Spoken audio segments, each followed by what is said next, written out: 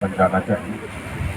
मैंने योगाभ्यास शुरू किया था लगभग 8 से 9 वर्ष पूर्व और तब से मैं निरंतर योगाभ्यास जहाँ तक हो सके करता आ रहा हूँ। योग एक ऐसा साधन है जिसमें हम स्वयं को अपने लिए कुछ वक्त देते हैं। भाग दौड़ वाली जिंदगी में हम बाकी सब तो याद रखते हैं लेकिन स्वयं को भूल जाते हैं। योग एक ऐसा साधन है जो हमें अपने आप को पहचानने में मदद करता है। कैसे मदद करता है? एक तो आपके शरीर को निरोग बनाता है। जब आपका शरीर निरोग रहता है तो आप अपने आप में ही बहुत कुछ काम करने लगते हैं और एक प्रेरणा मिलती है कि अगर शरीर निरोग रहेगा तो बाकी काम तो ठीक होंगे ही, हमें अपने आप को पहचानने में मदद मिलेगी। कहना आसान है, करना बहुत मुश्किल है। कभी करके देखिएगा, कभी स्वयं से बातें करके देखिएगा, बहुत मुश्किल था। मैं यही अनुरोध करूंगा आपसे इस अंतर्राष्ट्रीय योग दिवस के दिन कि योग को जितना हो सके अपने जीवन में उतारिए। इसके कई भाव हैं, जैसे जैसे आप योगाभ्यास करते जाएंगे वैसे वैसे इस साधन के कई भावों को भी पहचानते जाएंगे। तो इस अंतर्राष्ट्रीय योग दिवस के दिन मैं आपको शुभकामनाएं देता हूँ। यही कामना करता हूँ पिता परमेश्वर से कि आपको निरोग रखे, आपके परिवार को स्वस्थ रखे। बहुत बहुत धन्यवाद। जय हिंद।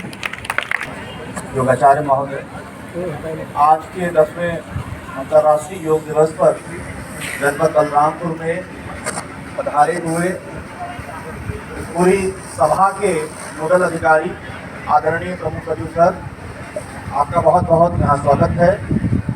यहाँ पर उपस्थित DFO साहब, CDO साहब, ADM साहबान, CMO साहब, समस्त अधिकारीगण, परंतु सबसे विशेष इस जनपद के वासीगण, मेरा आपसे अनुरोध रहेगा कि 2 मिनट के लिए कृपया आप रुक जाएं, क्योंकि यह संवाद भी उतना ही आवश्यक है जितना कि यह क्रिया हमने पिछले 45 मिनट में की थी।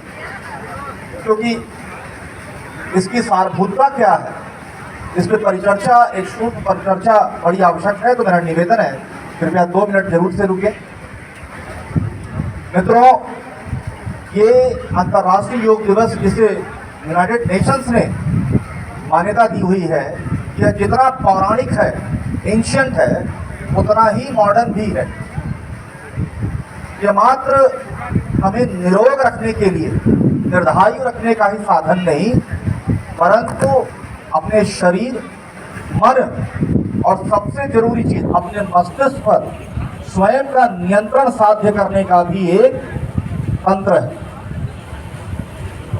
हम सबसे बड़ा प्रिजन, जेल जिसमें रहते हैं, वो तब होता है जब हमारी इंद्रियां और हमारा मस्तिष्क हमें नियंत्रित करता है। मुझे लगता है कि जब जब योग को हम बहुत ईमानदारी के साथ अपने जीवन में चरितार्थ करते हैं, तब तक हम इस जेल स्वरूपी अपने मस्तिष्क पर से बाहर निकल करके स्वयं अपने मस्तिष्क को काबू कर पाते हैं।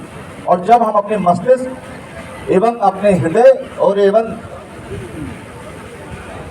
इंद्रियों को काबू में करते हैं, तभी एक अच्छा चरित्र निर्माण भी कर पाते हैं। तो मेरे लिए योग का साध्य चरित्र निर्माण से भी जुड़ा हुआ साध्य है।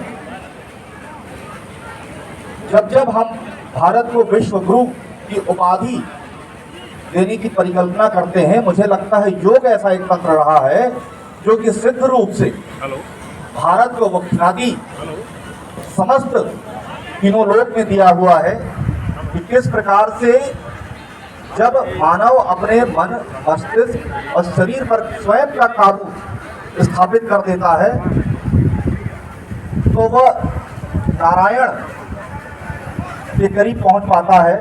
एक ऋषि मुनि के रूप में, एक तपस्वी के रूप में अपने आप को और करीब ला पाता है उनके। दोस्तों, इस पे हम सभी को बहुत विचार करने की आवश्यकता है। योग हमें अनुशासित बनाता है और चरित्र निर्माण करता है। इसलिए बहुत ज़रूरी है कि हम अपने आगे आने वाली पीढ़ियों को इसके बारे में गहनता से बताएं और बचपन से ही ये ऐसी एक आदत डाल दें। और एक कहावत है, it is our habit which determines the course of action and which ultimately determines what we actually become in life। ये आदत का अगर पार्ट बना दें हम अपने बच्चों में, तो हम अपने बच्चों का चरित्र निर्माण करने में सबसे आधारभूत कदम को उठाए हुए होंगे। बहुत महंगे स्कूल में पढ़ाना से कई गुना ज़्यादा अच्छा है कि हम योग के माध्यम से अनुशासन और उनके चरित्र निर्माण में अपना स्वयं का योगदान अभिभावक के रूप में करें। आप सभी ने सुना, मुझे बहुत बहुत इसका धन्यवाद।